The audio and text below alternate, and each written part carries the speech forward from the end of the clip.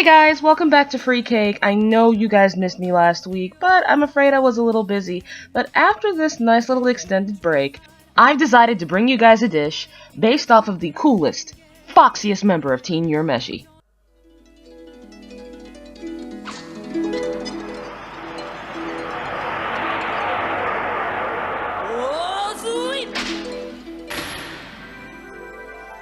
You can put as many fox ears on every big-boobed anime girl you can find, but you will never find a fox as foxy as Kurama. Kurama's story is one of someone who is trying to be good in spite of all the horrible things he must have done in the past. But when the going gets tough, if he has to be a cold-blooded bastard, he will do it as coldly and methodically as possible. I have to be honest, at first, I didn't quite get everyone's infatuation with Kurama. I mean, sure, he's pretty, he's intelligent, methodical, loves plants, loves his mother. Wait, what were we talking about?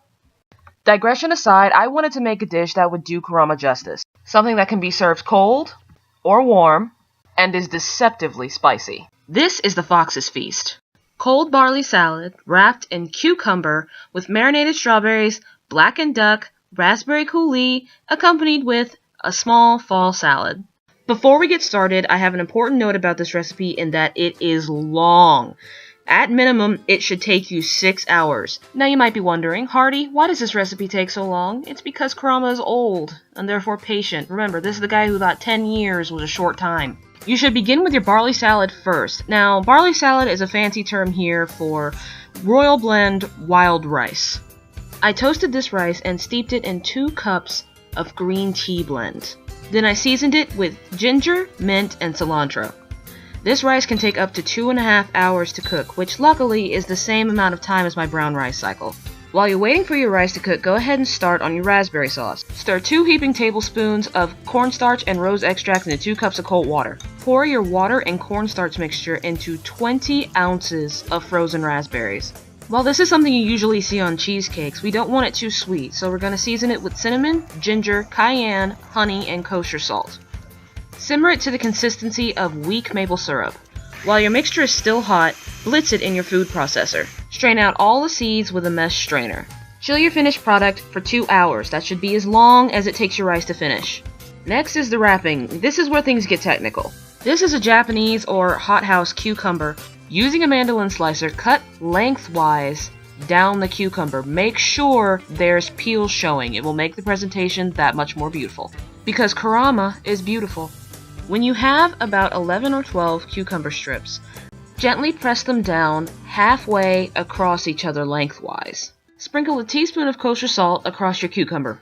Fill your newly minted cucumber mat with about 3 to 4 ounces of your rice. Take each side of your aluminum foil and wrap it one on top of the other. Wrap it as tightly as possible. If you tear your aluminum foil, don't unwrap it. Just put another layer of aluminum foil on top.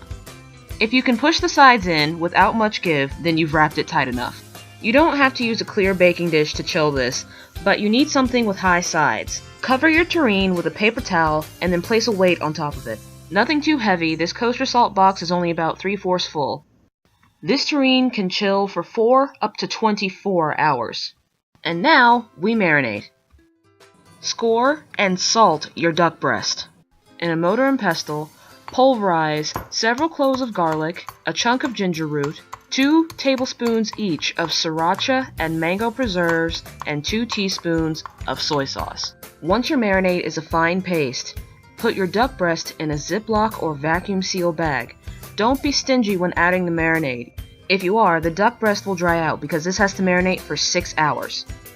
The good news is, all of this prep can be done the day before, because the cooking process goes lightning fast.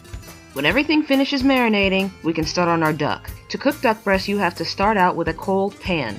Otherwise, you won't render the fat under the skin properly, and if you don't render it properly, it will remain tough and chewy. Since the marinade has a lot of sugar content, I suggest putting down a tablespoon of oil. Turn your heat to medium. Don't bother it, just let the fat render out.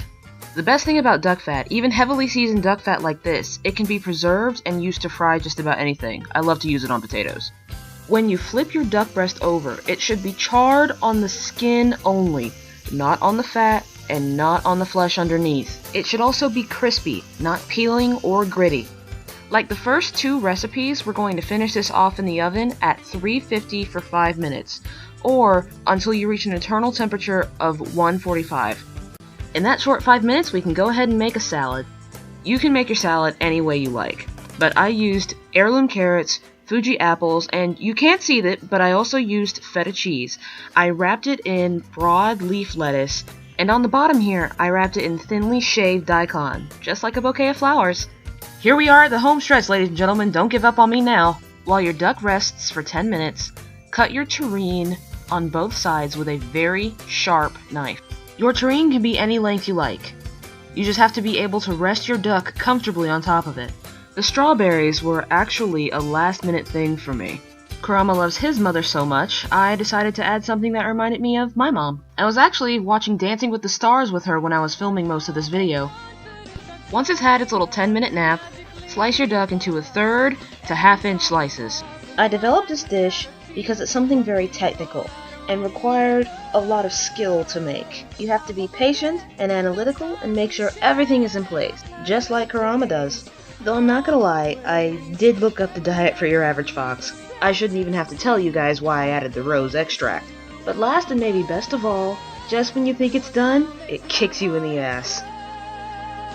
Please don't forget to like, comment, and subscribe. I need your suggestions for next month. Don't forget you can also follow me on Tumblr and Instagram, the links are below. Stay weird, my lovelies, and happy eating.